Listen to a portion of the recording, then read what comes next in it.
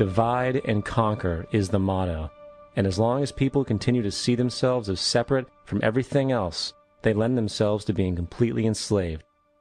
The men behind the curtain know this, and they also know that if people ever realize the truth of their relationship to nature and the truth of their personal power, the entire manufactured zeitgeist they prey upon will collapse like a house of cards.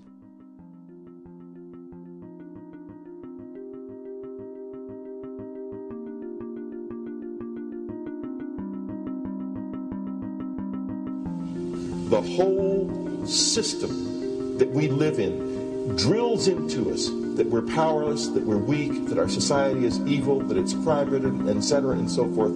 It's all a big, fat lie. We are powerful, beautiful, extraordinary.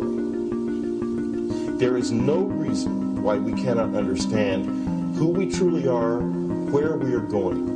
There is no reason why the average individual cannot be fully empowered. We are incredibly powerful beings.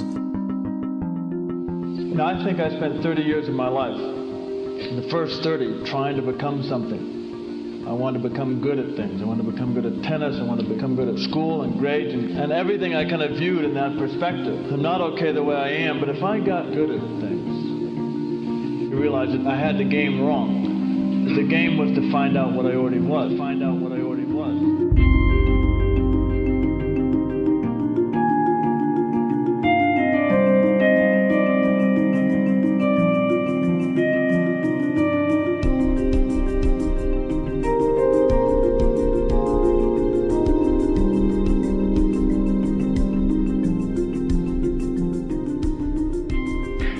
Culture, we've been trained for individual differences to stand out.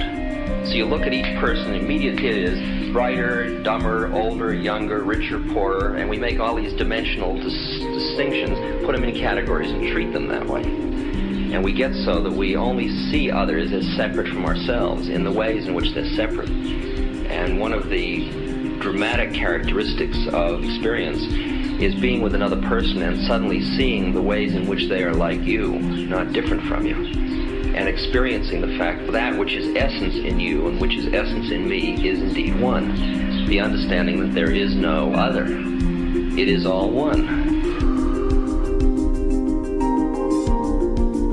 And I wasn't born Richard Albert, I was just born as a human being, and then I learned this whole business of who I am and whether I'm good or bad or achieving or not. All that's learned along the way.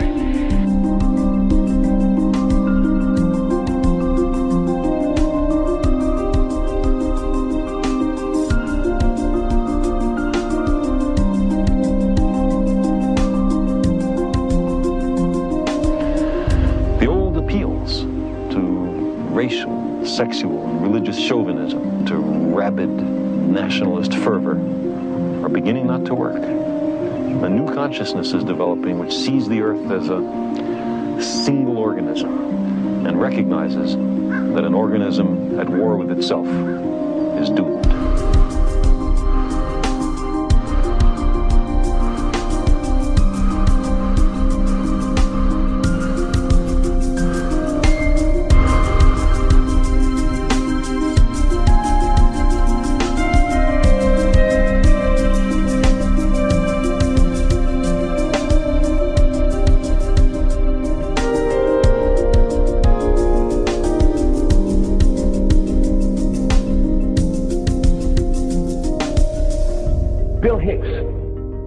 Finish his shows with this.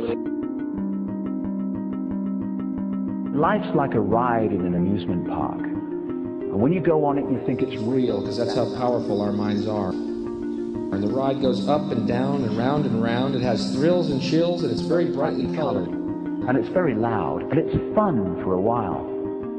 Some have been on the ride for a long time, and they begin to question, is this real, or is this just a ride? And other people have remembered, and they come back to us and they say, hey, don't worry. Don't be afraid ever. Because this is just a ride. And we kill those people. Shut him up. I've got a lot invested in this ride. Shut him up. Look at my furrows of worry. Look at my big bank account. My family. This has to be real. It's just a ride. But we always kill those good guys who try and tell us that. You ever notice that? And let the demons run amok? But it doesn't matter, because it's just a ride, and we can change it anytime we want.